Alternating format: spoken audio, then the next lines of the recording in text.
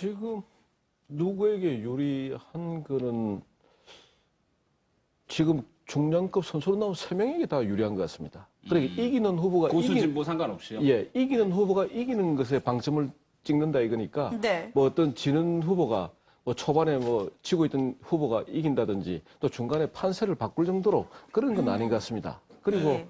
또 현재 지금 투표율과 사전 투표제는 실상은 그 야당 후보가 갖는 어떤 프리미엄이랄까 네. 적극적인 투표층이 이제 결국은 투표율을 높이는데 뭐 안철수 효과다, 무슨 효과다 이렇게까지 보는 거는 조금 무리가 있다. 저는 그래 보고 있습니다. 노원병이 8.38%로 높은데도 안철수 효과는 아니다.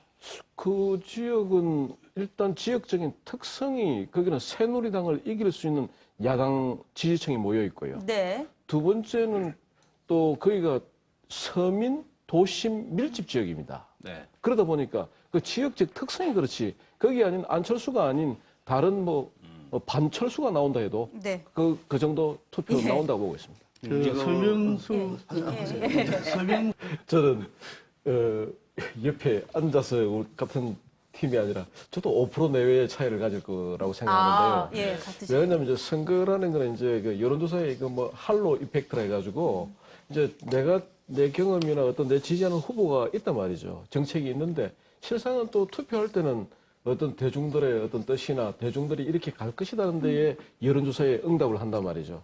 그렇다고 한다면 안철수가 가지고 있는 제품성이나 또 뭐 새정치라고 보여주지는 못했지만 항상 새정치라는 깃발을 가져가니까 새정치한다 거기에 대해서 마다고 할 국민들 누가 있습니까? 네. 그래서 그 여론조사가 아까 우리 김동구 대표 말씀하신 대로 여론조사가 차이가 나는 건 맞지만 이 보궐선거는 어떤 경우도 조직선거고 또 어쨌든 허준정 후보는 1년 이상을 그 지역을 다져왔단 말이죠. 네. 그렇다고 한다면 이제 뭐 상계 1동에 2동에 누가 사는지 저희 이발소의 주인은 누군지 아는 이런 구조가 된다는 거죠.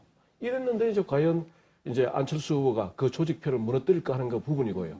그리고 이제 아까 우리 김동구 대표 가듯이 저는 지난주 화요일에 갔었는데 그때 가봤을 때도 안철수 후보들이 유세장에 많이 모이는 건 맞습니다. 네. 예, 맞는데 이 과연 투표장까지 갈 예, 것이냐. 과연 투표장에 올 거냐와 또 그분들이 노원병의 사람이냐.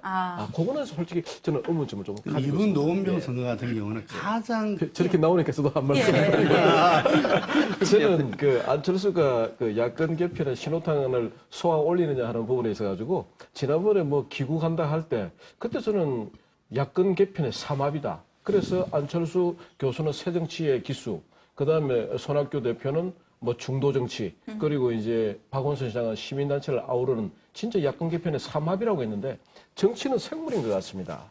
그래서 정치가 살아서 움직이다 보니까 저는 이제 그 야권 개편의 신호탄을 못 쏘아 올린 이유가 두 가지인데요.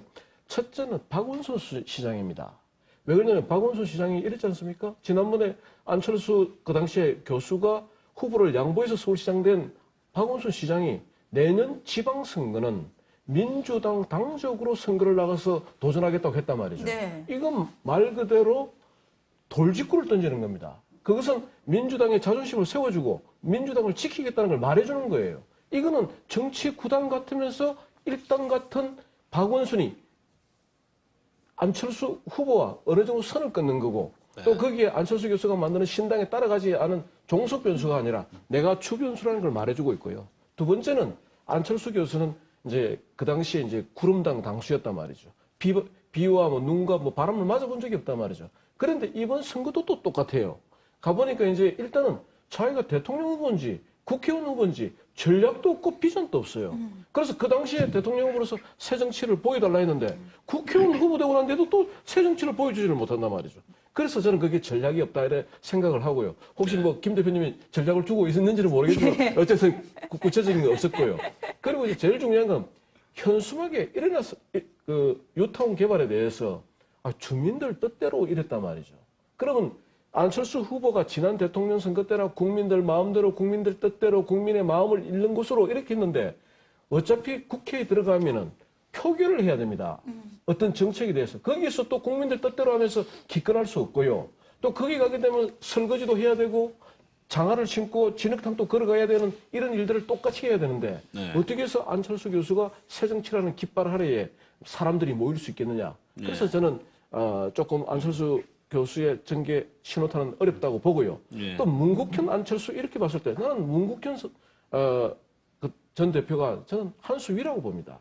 문국현 대표는 행동으로 갔고 안철수 후보는 말입니다. 새정치 말이지만 문국현 전 대표는 이재호라는 그 텃밭에서 이겨낼 수 있는 여력이 있었고요. 그 전에 또 환경운동에 몰두하면서 있던 어떤 시민들과 아우러오는 어떤 땀과 눈물이 있는 후보였다. 그러나지만 안철수 교수는 비행기 1등석을 타고 노동에 관한 책을 읽고 그리고 비행기 내려와서 주민들 뜻대로 하겠다면서 자기 의사의견을 밝히지 못하는 후보가 어떻게 해서 전개를 총장이 그하다가 후보 비방이 그만하겠습니다. 알겠습니다. 뭐, 저는 이제 반 김한길 이래고 지금 이제 이용섭 강기정이 단일 후보 이렇게 돼 있단 말이죠. 그래서 일단 민주당이 실상은 김한길은 비주류 세력이었단 말이죠. 그것을 주류 세력화해서 김한길을 두고 거기에 이용섭 강기정이 반 비주류인 것처럼 해서 단일화를 만들어내는 그 어떤 구조라 할까 어떤 이미지 어떤 뭐 구호 이거는 조금 너무 좀 어폐가 있다 이렇게 보고요.